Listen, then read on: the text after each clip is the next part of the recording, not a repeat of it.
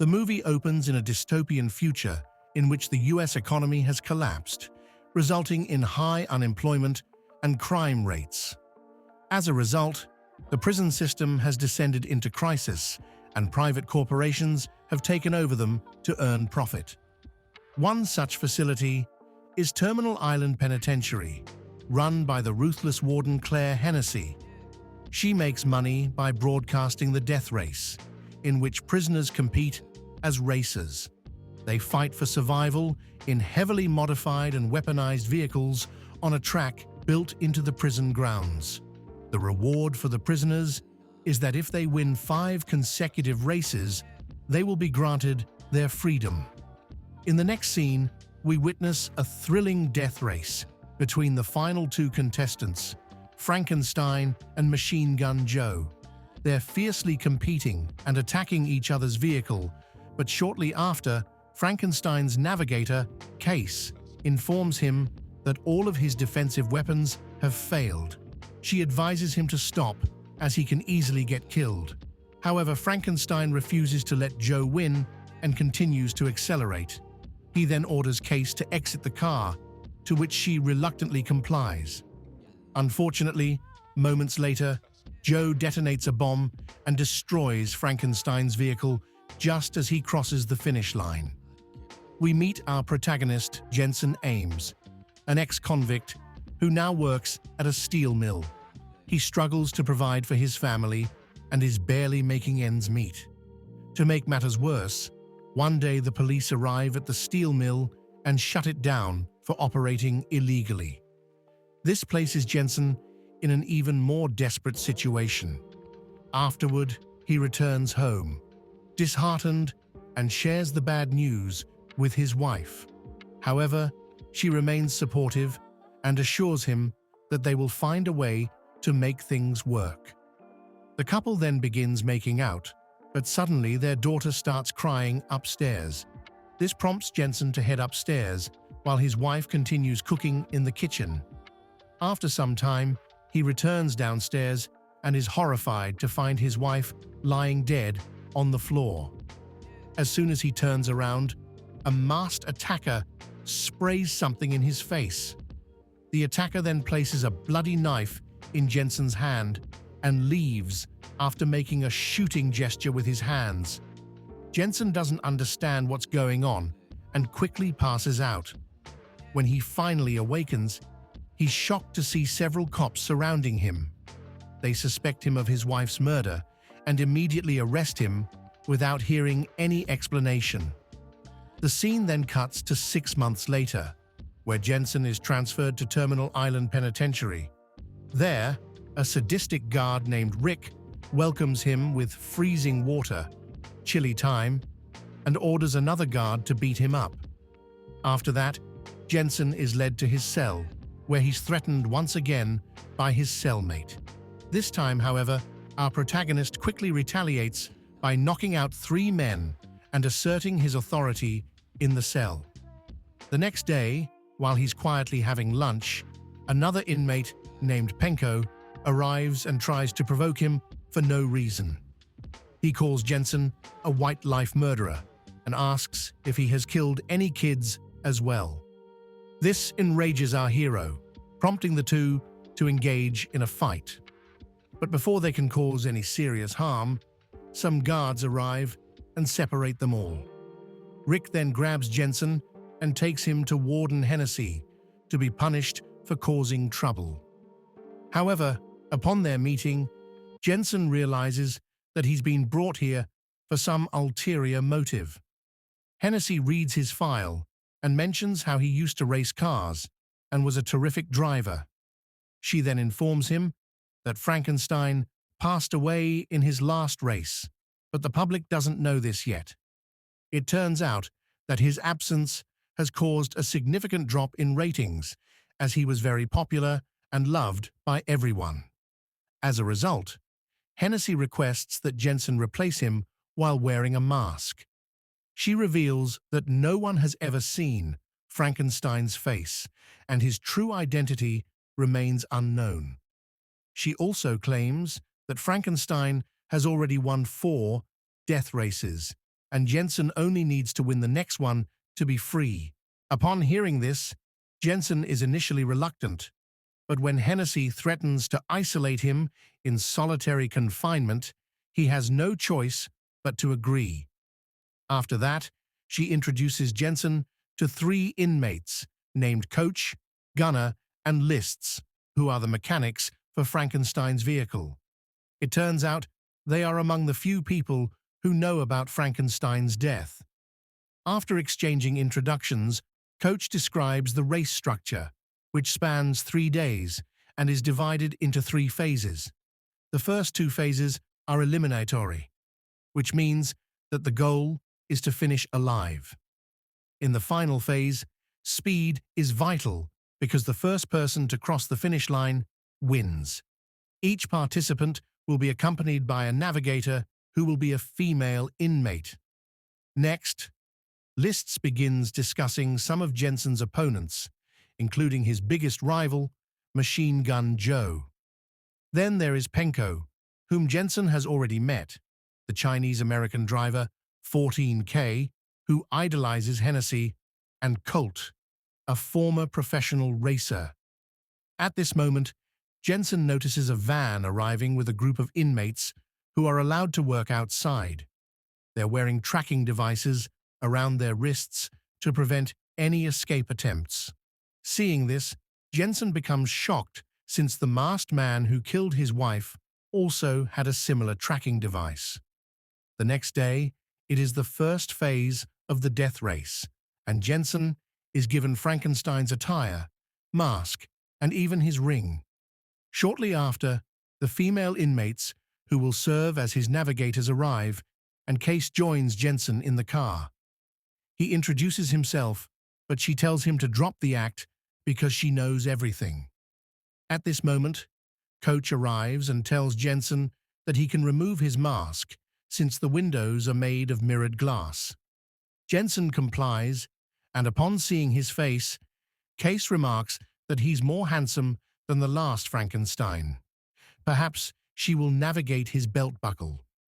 Shortly after, the online broadcast of the deadly race kicks off with 12 million viewers tuning in. Before the race begins, Jensen establishes communication with Coach, who advises him not to take the lead right away to avoid getting killed.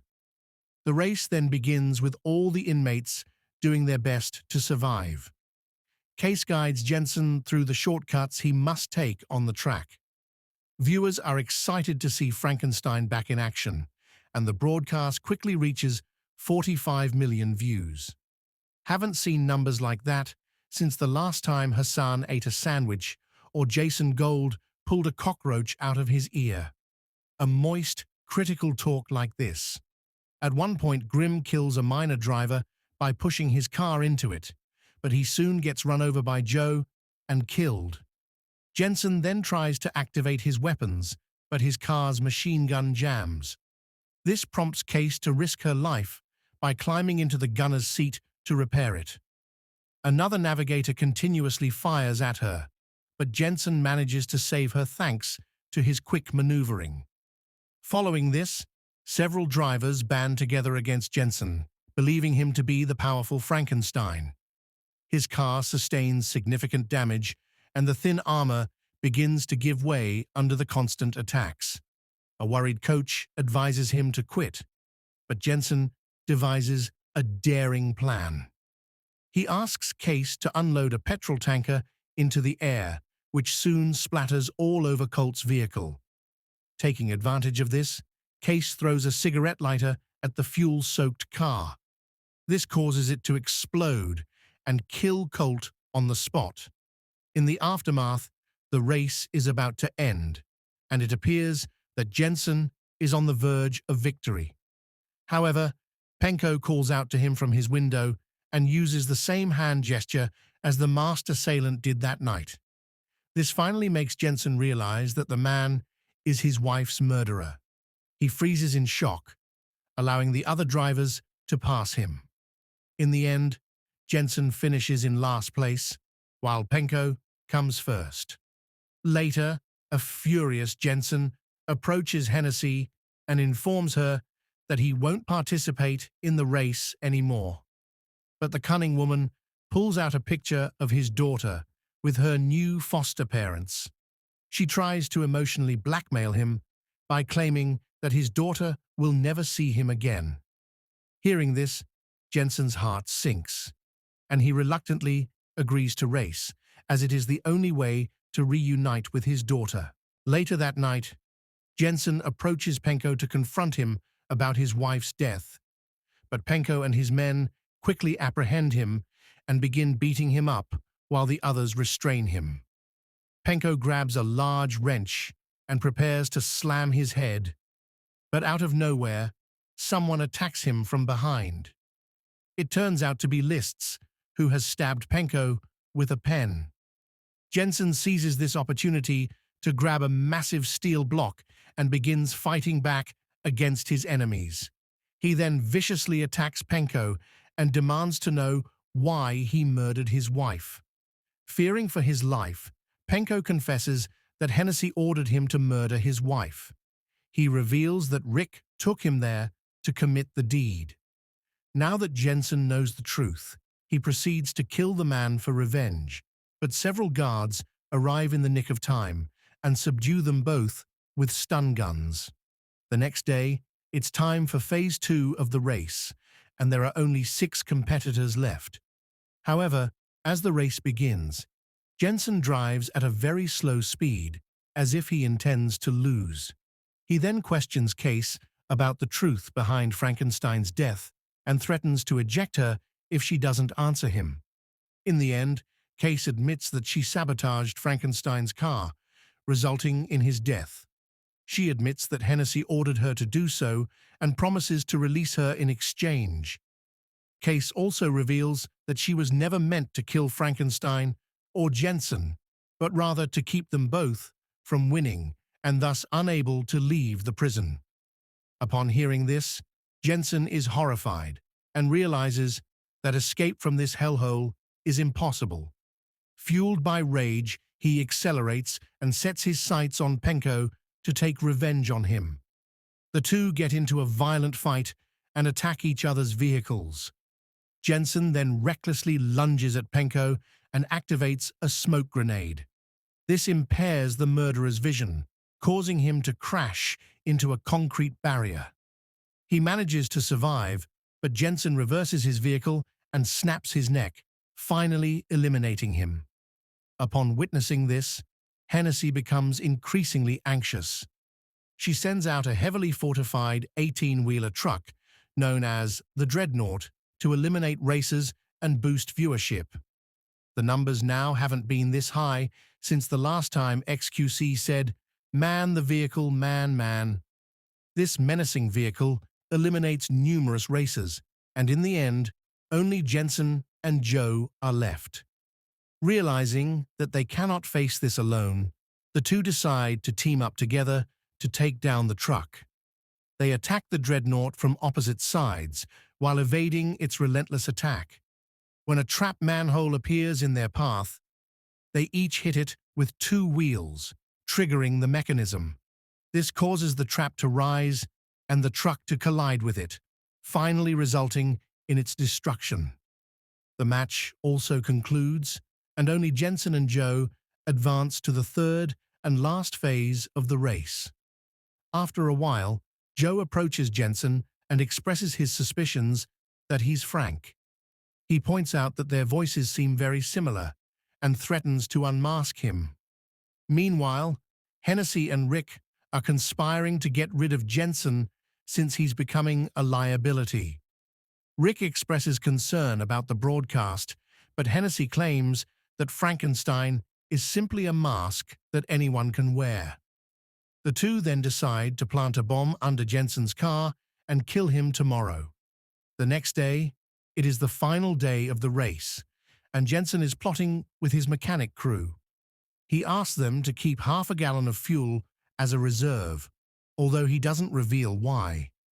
After that, he approaches Joe and suggests that they have a conversation because they are the only ones left in the race. Afterward, Hennessy gives a pep talk to the prisoners, while Rick plants a bomb in Jensen's car. The match soon starts, and both racers give each other tough competition. When Jensen tries to use his weapons, he discovers that they have been deactivated by the organizers. Meanwhile, Joe, who has full access to resources, continues to attack his rival, which makes the warden really happy. Shortly after, Joe fires a series of missiles, but surprisingly, a large hole appears in the prison wall, which was weakened in the previous race. After this, the two cars drive out of the prison, which leaves everyone in shock. Hennessy is furious to see this and realizes the two rivals have conspired against her. As a desperate resort, she tries to detonate the bomb but is unsuccessful because Coach and his team have already discovered and removed it. She then angrily stops the broadcast transmission, which was being watched by 75 million people, the biggest number since Kaisenat sucked at Bloodborne. Next, Hennessy sends helicopters and police cars to apprehend the two prisoners. When the police cars approach, Jensen releases the extra half-gallon reserve tank, which strikes all of the vehicles. Soon enough, the two manage to cross the bridge that connects the prison island to the mainland. When they see helicopters approaching, Case offers herself as bait because she has already received her release papers. Shortly after, Jensen's vehicle crashes and is soon approached by the helicopters. A masked person then exits the car in a Frankenstein costume with his hands up. Everyone thinks it's Frankenstein, but it's actually Case in disguise. Meanwhile, Jensen and Joe have already gotten on a train and escaped the place. Joe says that he's going to Miami and invites Jensen to join him, but the latter reveals that he has to find his daughter first. Back in the prison, Rick informs Hennessy that despite the chaos, they were able to capture Frankenstein. The idiots are still unaware that they caught the wrong person. Hennessy is overjoyed that the race attracted such a large number of viewers, the largest since the last time Amaranth sat on an inflatable duck, and she earned millions of dollars. Moments later, she notices a gift on her table, congratulating her on her record-breaking ratings. But when she opens it, she is horrified to discover that it is the same bomb they planted in Jensen's car. At this moment, Coach detonates the bomb in his workshop, which immediately causes an explosion, killing both Hennessy and Rick on the spot. The scene then cuts to 6 months later in Mexico, where we see Joe and Jensen working as mechanics and trying to live an honest life. One day, while they're working, Case unexpectedly shows up, and she and Joe excitedly hug each other.